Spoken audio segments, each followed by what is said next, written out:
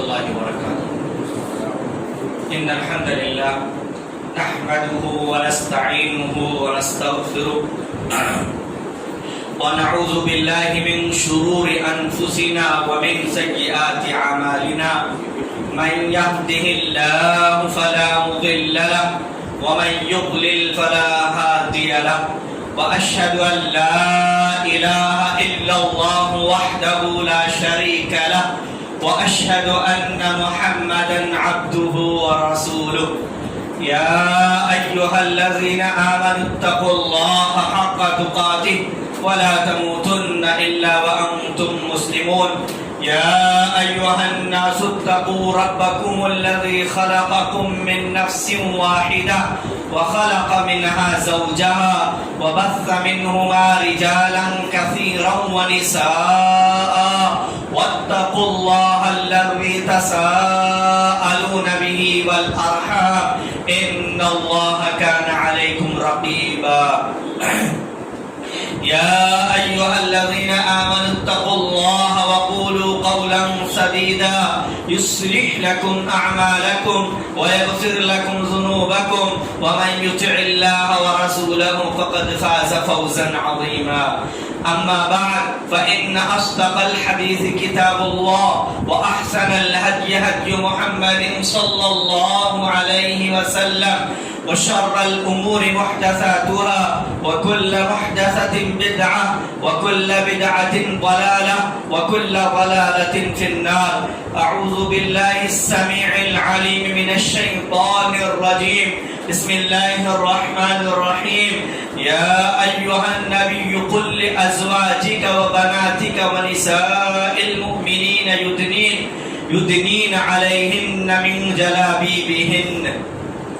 وفي الحديث الذي رواه البخاري في صحيحه أن رسول الله صلى الله عليه وسلم قال إن مما أدرك الناس من كلام النبوة الأولى إذا لم تستحي فاصنع ما شئت.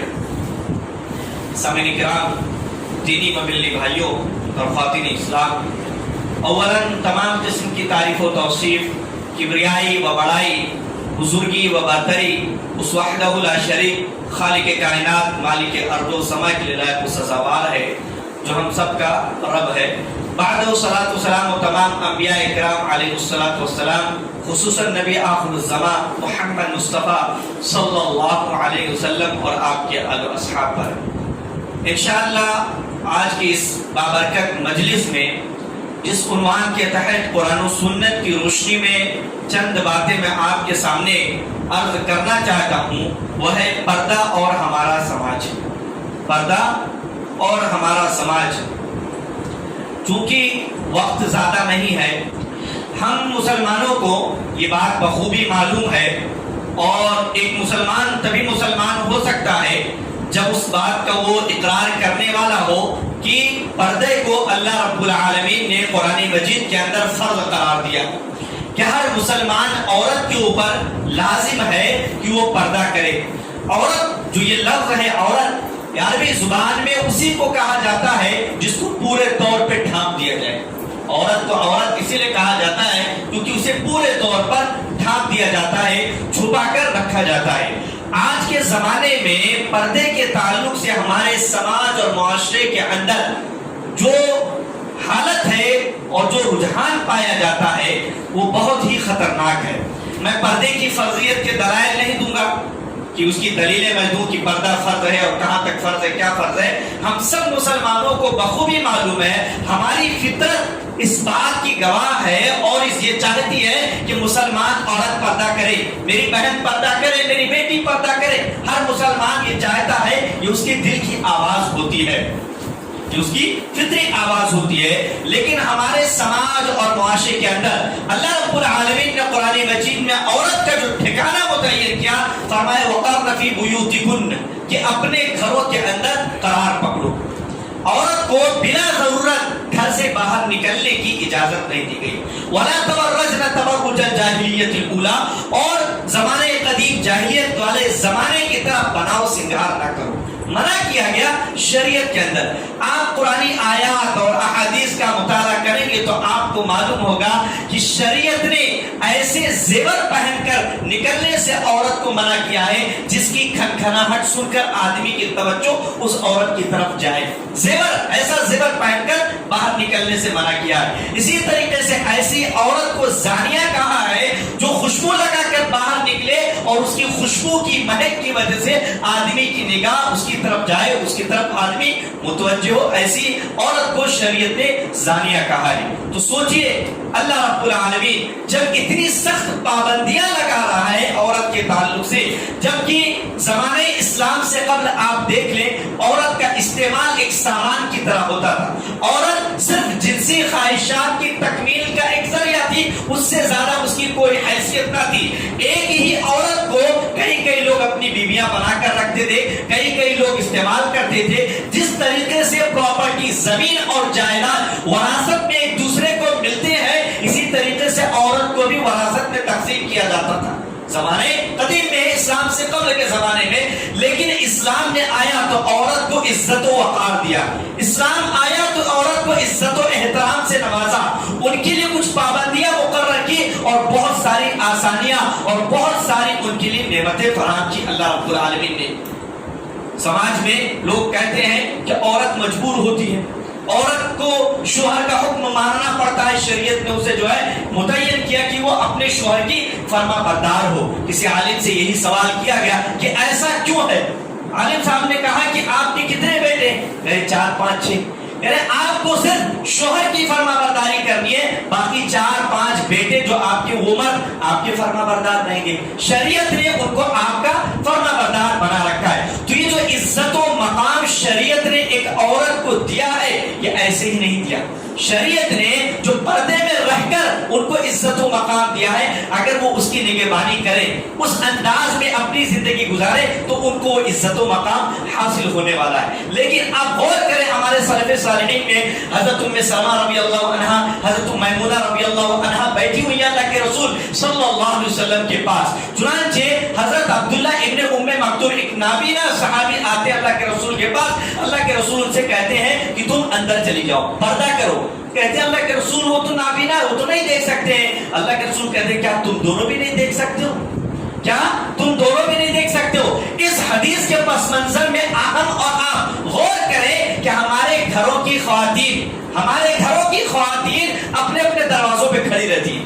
آپ غور کریں سماج اور معاشرے میں ہم رہتے ہیں، بخوبی جانتے ہیں گھروں کی خواتین کھڑکیوں سے جھانک رہی ہیں، دروازوں پہ کھڑی ہیں، صحن کے اندر کھڑی ہوئی ہیں. مرد آ رہے ہیں جا رہے ہیں، مرد ان کو دیکھ رہے ہیں اور یہ بھی سب کو دیکھ رہی ہیں. جبکہ اندھا شخص داخل ہوا، صحابی رسول جو کہ دونوں آنکھ سے نہیں دیکھ سکتے تھے، وہ شخص داخل ہوئے. اللہ کے رسول نے کہا کہ تم دونوں ان سے پردہ کرو، کیا تم دونوں ان کو نہیں دیکھ رہے ہو؟ تو اس زمانے کی پردگی دیکھیے، حجاب دیکھیے، اور آج کے زمانے میں کیا ہو رہا ہے ہمارے سماج اور معاشرے کے اندر. اس زمانے میں پردہ ہوتا تھا، ساری چیزیں ڈھک لی جاتی تھی. آج جو پردہ بطور پردہ جو کپڑا استعمال ہوتا ہے اس کو ایک پردے کی ضرورت پڑ گئی ہے. رنگ برنگے زرد برق لباس پہنے جا رہے، چست اس طریقے سے کہ جسم کا ہر حصہ چھپانے کا حکم دیا گیا تھا، ہم نے اس کپڑے کو پہن کر ظاہر کرنا شروع کر دیا ہے. تو اس پردے کو، اس نقاب کو، اس برقعے کو مزید ایک پردے کی ضرورت پڑ گئی ہے. اور اسی بے حجابی، بے پردگی کا نتیجہ ہے کہ آج ہم مسلمان گھروں کے اندر، مسلم گھروں کے اندر دینی تربیت اور دینی رجحان نہیں پایا جاتا ہے. جب عورت کے اندر دینی تربیت نہیں پائی جاتی ہے، جب دینی رجحان نہیں پایا جاتا ہے تو وہ اپنی اولاد کی تربیت، اسلامی تربیت کیسے کر سکتی ہے؟ جب اس کی سوچ دینی نہیں، جب اس کا خیال دینی نہیں، اسلامی نہیں، تو وہ اپنی اولاد کے اندر یہ اسلامی خیالات کیسے پنپا سکتی ہے، کیسے بڑھا سکتی ہے؟ صلاح الدین ایوبی رحمۃ اللہ علیہ نے کہا تھا کہ اگر کسی قوم کو بغیر جنگ کے برباد کرنا ہے، کسی قوم کو بغیر جنگ کے برباد کرنا ہے تو اس کے نوجوانوں میں فحاشی پھیلا دو، اس کے نوجوانوں میں فحاشی پھیلا دو. اور آج دنیا یہی کر رہی ہے کہ مسلم قوم اور مسلم قوم کے نوجوانوں میں فحاشیت کو عام کیا جا رہا ہے. چنانچہ تھوڑے سے منافع کو حاصل کرنے کے لیے کسی بھی پروڈکٹ کو جب کمپنی پیش کرتی ہے تو اس کی تشہیر کے لیے سب سے پہلا ہتھیار اس کا جو ہوتا ہے وہ ادھ ننگی لڑکی کی تصویر اس کے ساتھ لگانا. ایڈورٹائز کرنے کے لیے فلموں میں یا پھر جو چیزیں دکھائی جاتی ہیں ویڈیو کی شکل میں اشتہار کے طور پر، اس میں سب سے پہلی چیز جو نظر آتی ہے وہ ادھنگی لڑکی کی تصویر اور اس کی ویڈیوز جو ہے، تاکہ آدمی ایکٹیو ہو۔ شیاطین، شیطان جو ہے وہ ان بے حیائیوں کے کاموں کو خوبصورت بنا کر پیش کرتا ہے، اور انسانی نفس جو ہے اس کی طرف جھکتا ہے، انسانی نفس اس کی طرف جھکتا ہے، ان چیزوں کی طرف مائل ہوتا ہے جس کی وجہ سے وہ ایسے گناہوں میں پڑتا ہے۔ آج ہم پردے کے تعلق سے اپنے معاشرے، اپنے سماج کا جائزہ لیں، اپنے سماج کا جائزہ لیں کہ ہماری مسلم مائیں بہنیں پردے کے لیے کیا اہتمام کرتی ہے، اور مردوں پر، ان کے شوہروں پر، بیٹوں پر، گھر کے سرپرست مرد حضرات کے اوپر جو پردے کے تعلق سے ذمہ داری عائد ہوتی ہے، کیا وہ اس ذمہ داری کو ادا کرتے یا نہیں کرتے؟ حدیث کلکم راع وکلکم مسئول عن رعیتہ، کہ تم سب کے سب ذمہ دار ہو اور ہر کسی کو اس کی رعیت، ذمہ دار جو ماتحت ہے ان کے تعلق سے سوال ہوگا، شوہر سے، بیوی کے تعلق سے، سرپرست گھر کی ساری عورتوں کے تعلق سے، کہ انہوں نے پردے کے جو احکامات تھے اسے اپنے گھر کے اندر نافذ کیا یا نہیں کیا۔ آج اس کے عدم بھاگنے کے نتیجے میں، پردے کو چھوڑنے کے نتیجے میں ہماری حالت کیا ہو گئی ہے؟ کچھ وقت پہلے، 2-4 سال پہلے اخبار کے اندر یہ خبر بڑے اشتہار کے ساتھ شائع ہوا تھا کہ بھیونڈی کے ایک کالج سے ایک مسلم لڑکی، باحجاب لڑکی نکلتی ہے، سڑک پر ایک نوجوان اپنا 4 ویلر روکتا ہے، گاڑی سے نکلتا ہے اور گلاب لے کے اسے پرپوز کرتا ہے، اور لڑکی ہنسی خوشی گلاب لے کر اس کی گاڑی میں بیٹھ کے چلی جاتی ہے۔ آج ہم نے پردے کا جنازہ نکال دیا، آج ہم نے پردے کا جنازہ نکال دیا ہے، کہ نوبت یہاں تک آ گئی ہے کہ اب لڑکی کو اس بات کی بھی تمیز کرنے کی ضرورت نہیں ہے کہ سامنے والا مسلمان ہے یا غیر مسلم ہے۔ دین کی کوئی اہمیت باقی نہیں رہ گئی ہے، کیونکہ ہم نے دین کی وہ رمق، دین کا وہ جذبہ ان کے اندر پیدا کرنے کی کوشش ہی نہیں کی۔ ہمارے گھروں میں ٹی ویاں ہیں، اس کے اندر عورتیں دنوں رات سیریل دیکھنے میں مگن رہتی ہیں، مشغول رہتی ہیں، جس کے نتیجے میں ان سیریلوں کے اندر جو چیزیں نظر آتی ہیں فیشن کے نام پر، جیسے کپڑے ہیں، جیسا رکھ رکھاؤ ہے، جیسا بناؤ سنگار ہے، وہ چاہتی ہے کہ دنیا میں ہم اپنی زندگی میں انہی چیزوں کو نافذ کریں، انہی چیزوں کو نافذ کریں۔ اللہ رب العالمین نے نبی کریم صلی اللہ علیہ وسلم کو حکم دیا، یا ایھا النبی قل لازواجک وبناتک، اے نبی اپنی بیویوں سے، اپنی بیٹیوں سے، ونساء المؤمنین، اور مسلمان عورتوں سے کہہ دے، یدنین علیہن من جلابیبہن، کہ وہ اپنے اوپر چادر ڈال لیں۔ پردہ کرنے کا حکم نبی کی بیوی کو دیا جا رہا ہے، نبی کی بیٹی کو دیا جا رہا ہے۔ آج اگر آپ سماج اور معاشرے کی مسلم ماؤں بہنوں سے کہیں کہ پردہ کریں، تو بعض کا کہنا ہوتا ہے پردہ تو دل کا ہوتا ہے، دل صاف ہونا چاہیے، یعنی ان کا دل صاف نہیں تھا۔ ازواج مطہرات کا، بناتے رسول کا اور صحابیات کا دل صاف نہیں تھا کہ اللہ رب العالمین کو ضرورت پڑی کہ انہیں پردے کا حکم دے، اور ہمارا دل اتنا صاف ہے کہ ہمیں کسی پردے کی ضرورت نہیں ہے۔ انسانی نفس، اس کے اندر ایک کمزوری پائی جاتی ہے، جب تک اس کمزوری کو اللہ رب العالمین کے احکامات کے مطابق دبا کے رکھیں گے، تب تک کامیابی کی راہ پر رہیں گے۔ آپ بے پردگی کے ساتھ کسی چیز کو لے کر آئیں گے تو وہ انسانی کمزوری بظاہر نظر آنے لگے گی، اور جس طریقے سے آنکھوں کا زنا ہوتا ہے، آنکھوں کا زنا ہوتا ہے، ایسا نہیں ہے کہ دل صاف رہتا ہے، دل صاف ہونا چاہیے، صرف دل صاف ہونے سے کچھ نہیں ہوتا ہے، آنکھیں بھی زنا کرتی ہیں، ہاتھ بھی زنا کرتے ہیں، پیر بھی زنا کرتے ہیں۔ چنانچہ حدیث کے اندر ہے، اللہ کے رسول اکرم صلی اللہ علیہ وسلم بیان فرماتے ہیں، فالعینان زناہما النظر، آنکھوں کا زنا دیکھنا ہے۔ ہم اور آپ دیکھتے ہیں بے پردہ چیزیں، بے پردہ عورتیں، بے پردہ لڑکیاں، تو اگر نظر دیکھ رہے، گاڑ کر دیکھ رہے، تو ہم آنکھوں سے زنا کر رہے ہیں۔ اسی طرح والأذنان زنا ہوا الاستماع، کانوں کا زنا سننا ہے، بری باتیں سننا ہے، بری چیزوں کو سننا ہے۔ واللسان زنا ہو الکلام، زبان کا زنا کیا ہے؟ گفتگو کرنا، فحش گوئی کرنا، بری بات کہنا۔ والید زناها البش، ہاتھ کا زنا پکڑنا، کہ آپ پکڑے اس چیز کو جس سے شریعت نے روکا ہے۔ والرجل زناها الخطا، پیر کا زنا قدم کو بڑھانا ہے، چلنا ہے پیر سے اس کی طرف جس کی طرف شریعت نے جانے سے روکا ہے۔ والقلب یهوى ويتمنى، اور دل خواہش کرتا ہے، تمنا کرتا ہے، یہ مل جائے، وہ مل جائے۔ عورت جا رہی ہے، دل تمنا کر رہا ہے، یہ عورت مجھے مل جائے، یہ لڑکی بڑی خوبصورت گزر رہی ہے، یہ لڑکی مجھے مل جائے، دل خواہش کرتا ہے، چاہتا ہے۔ کہتے ہیں وَيُصَدِّقُ ذَلِكَ الْفَرْجُ وَيُكَذِّبُ، شرمگاہ اس کی تصدیق کرتا ہے یا تکذیب کرتا ہے۔ اگر آپ نے کر لی وہ حرکت تو شرمگاہ علماء نے تصدیق کر دی کہ آپ زنا کے حتمی آخری حصے پر پہنچ گئے، اور اگر آپ نے نہیں کی تو بچ گئے. لیکن آنکھوں کا زنا، کانوں کا زنا، زبان کا زنا، پیر کا زنا، ہاتھ کا زنا، ان سارے زنا کا تو صدور کر بیٹھے ہم. پھر بچا کیا ہے؟ صرف آخری مرحلہ بچ گیا ہے، اور یہ ابتدائی مرحلہ ہوتا ہے. جب آدمی اس سے گزرتا ہے تو آخری مرحلہ اس کے نزدیک زیادہ مشکل نہیں رہتا.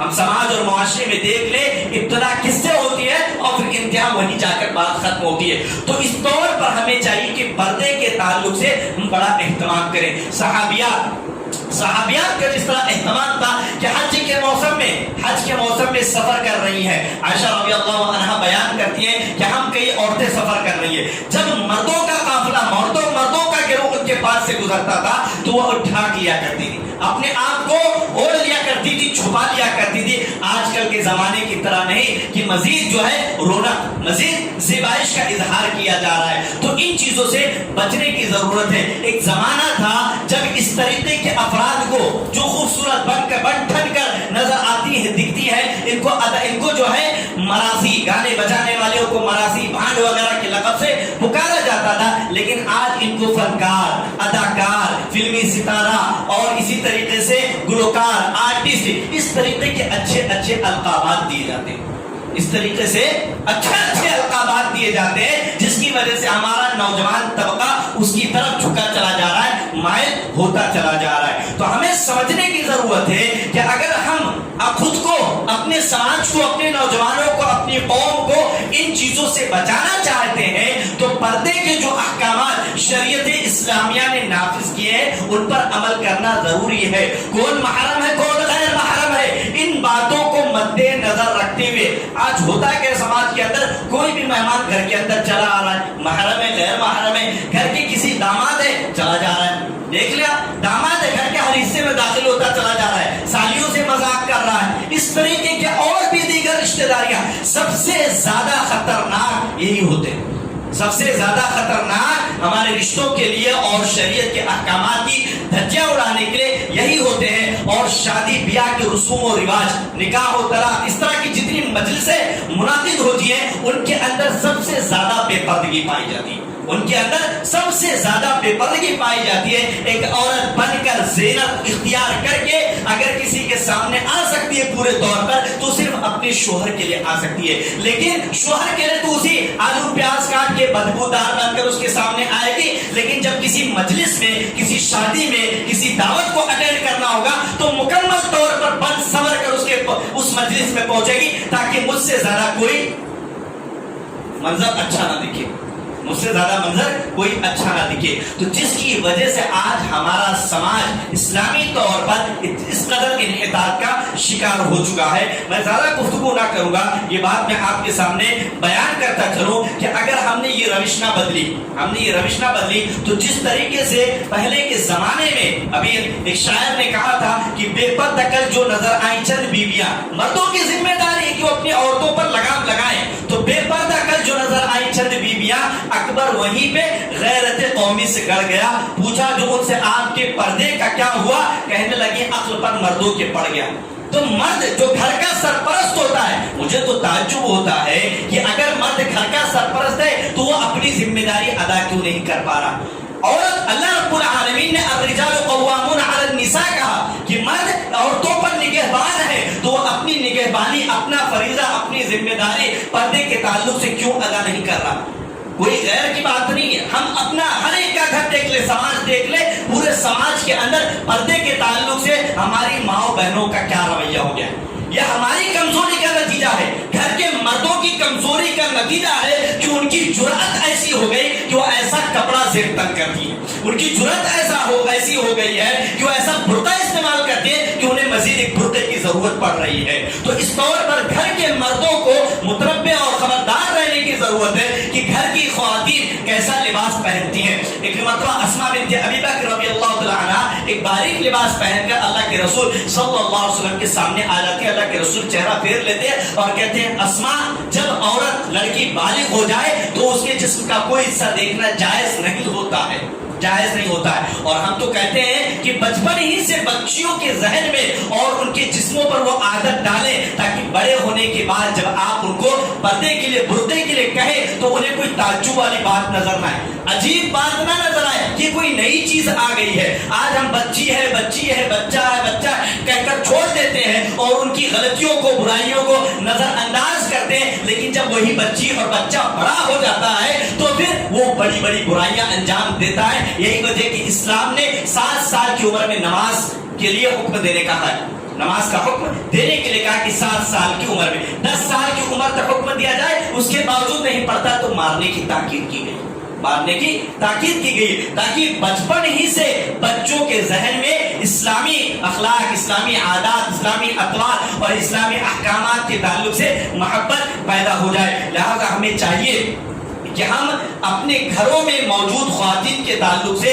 اپنے آپ کو بیدار کریں, سمجھداری کا مظاہرہ کریں اور ان کے برقعوں کو دیکھیں کہ کیا وہ اس لائق ہے کہ ان کو برقعے کے طور پر, پردے کے طور پر استعمال کیا جا سکتا ہے یا نہیں کیا جا سکتا ہے. سماج اور معاشرے میں ایک رنگ چل گیا کہ کالے کلر کا برقع استعمال کیا جائے گا, لیکن بعض نیلے استعمال کر رہے ہیں, بعض پیلے استعمال کر رہے ہیں, بعض کسی اور رنگ کے, وہ بطور برقع نہیں استعمال ہو رہا ہے بلکہ اور نگاہ کو کھینچ رہا ہے. مردوں کی نگاہ کو جب یہ رنگ سامنے سے گزرتا ہے تو مردوں کی نگاہ اور اس جانب جاتی ہے.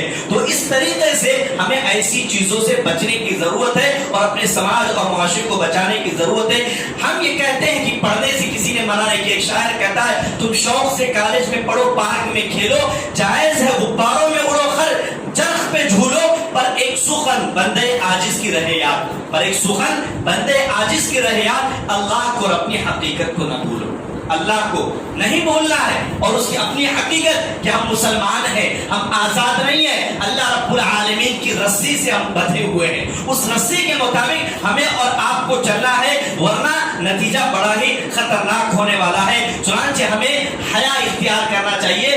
حیا اور شرم یہ ایک زیور ہے, ایک مومن کا, ایک مسلمان کا زیور ہوتا ہے. الحیا لا یاتی الا بخیر, اور حیا صرف بھلائی ہی لاتی, حیا صرف بھلائی ہی لاتی ہے. اور جو افراد مسلم معاشرے اور سماج کے اندر برائی, بے حجابی, بے پردگی اور فحاشی کو پھیلانا چاہتے ہیں, پھیلانے کی کوشش کرتے ہیں, شریعت نے ان کے لیے بڑی خطرناک تنبیہ کی ہے. ان الذین یحبون ان تشیع الفاحشۃ فی الذین آمنوا لهم عذاب علیم فی الدنیا والآخرہ. ان کے لیے دنیا میں بھی دردناک عذاب ہے اور آخرت میں بھی دردناک عذاب ہے. لہذا اللہ کے رسول اکرم صلی اللہ علیہ وسلم سے بخاری کے ایک روایت میں بیان فرمایا ان مما ادرک الناس من کلام النبوۃ الاولى, کہ سابقین, انبیاء سابقین کی باتوں میں سے جو بات اس زمانے, اس امت کے لوگوں کو ملی, ان باتوں میں سے ایک بات یہ بھی تھی اذا لم تستحی فاصنع ما شئت, جب بے شرم ہو جاؤ تو جو چاہے کرو. جب بے شرم ہو جائے, جب شرم ختم ہو جائے اندر سے انسان کے, تو جو چاہے کرے, کوئی فرق نہیں پڑتا. تو کم از کم ہم اپنے آپ کو, اپنے سماج کو اس بے شرمی کے آخری انتہا کو نہ پہنچائیں. دیوس نہ بنے, دیوس نہ بنے کہ ہم اپنی خواتین کو, ماؤں کو, بہنوں کو, بیٹوں کو اپنے سامنے بے حجاب, بے پردہ دیکھ رہے, لوگوں کو دکھا رہے, اور اس کے بعد بے شرم بن کے ہم بھی بیٹھے. اور امر بالمعروف اور نہی عن المنکر کے تعلق سے ہمارا جو فریضہ عائد ہوتا ہے اپنے گھرانے کے تعلق سے, اس کو بھی ادا کرنے کے لیے ہم تیار نہیں ہے. آج حالت یہ ہو گئی ہے کہ ہم گناہ کو گناہ سمجھنا چھوڑ دیے. سلف کا قول ہے کہ ان سے کوئی چھوٹا گناہ سرزد ہو جاتا تھا تو ان کا کہنا ہوتا جیسے کوئی پہاڑ ہمارے اوپر گر رہا ہے. اور بعض کے لوگوں کی حالت یہ ہے کہ کوئی بڑا گناہ بھی کر لیتے ہیں تو ایسا محسوس ہوتا ہے کہ ان کے اوپر کوئی مکھی بیٹھی تو اڑا دی. آج بڑے بڑے گناہ ہم کر لیتے ہیں لیکن مکھی سے زیادہ حیثیت نہیں دیتے ہیں, جبکہ سب چھوٹے گناہ کو پہاڑ کے مانند سمجھتے تھے کہ ان کے اوپر پہاڑ گرنے والا ہے. تو اس طور پر حالت یہ ہو گئی بے پردگی کی وجہ سے کہ آج ہماری قوم کی بیٹیاں ٹک ٹاکر بنی ہوئی ہیں. دیکھ لیجیے آپ ٹک ٹاک اٹھا کر جتنے ویڈیوز آتی ہیں, کتنی مسلم لڑکیاں ہیں اس کے اندر اپنا ٹیلنٹ دکھلا رہے ہیں اور اپنی اسٹیٹس آج دیکھ لیں نوجوانوں کی موبائل واٹس ایپ پر کتنے اسٹیٹس ایسے ہوتے ہیں. میرے پاس بھی بہت سارے نمبرات, تو میں چالو کریں تو گانے چل رہے ہیں, کوئی لڑکی ڈانس کر رہی ہے, کوئی کچھ ڈانس کر رہا. مجلس پہ بیٹھے اگر ہم اس کو کھولتے تو ہمیں شرم آنے لگتی ہے کہ یہ کیا چالو ہو گیا, ہمیں شرم آنے لگتی ہے کہ یہ کیا چالو ہو گیا, اور لوگوں کی نگاہ ہماری طرف اٹھتی ہے. ان کو کیا پتا کہ لگایا کسی اور نے ہے. تو خود تو گناہ کما رہے ہیں اسٹیٹس لگا کے، لیکن دوسروں کو بھی اس کے اندر ملوث کر کے بیٹھ جاتے ہیں. تو اس طور پر ہمیں خبردار رہنے کی ضرورت ہے، ورنہ اس قوم کے لیے بڑی خطرناک بات ہوگی کہ ہم اپنا رویہ، ہم اپنا کردار پردے کے تعلق سے اپنا کردار نہ ادا کریں. میں تمام لوگوں سے گزارش کروں گا کہ دوسروں کو چھوڑیے، اپنے گھر کی پہلے فکر کیجیے، اپنے گھر کی پہلے فکر کیجئے، اور آج ہی اپنے گھروں کی خواتین کو تنبیہ کر دیجئے کہ پردہ کیسا ہونا چاہیے، پردہ کیسا ہونا چاہیے. آخر میں اللہ رب العالمین سے دعا ہو کہ ہم تمام لوگوں کو پردے کے تعلق سے جو اسلامی تعلیمات ہیں ان کو سمجھنے، سماج اور معاشرے میں ان کی نشر و اشاعت کرنے اور ان پر عمل پیرا ہونے کی توفیق عطا فرمائے. آمین. تقبل یا رب العالمین. وآخر دعوانا الحمدللہ.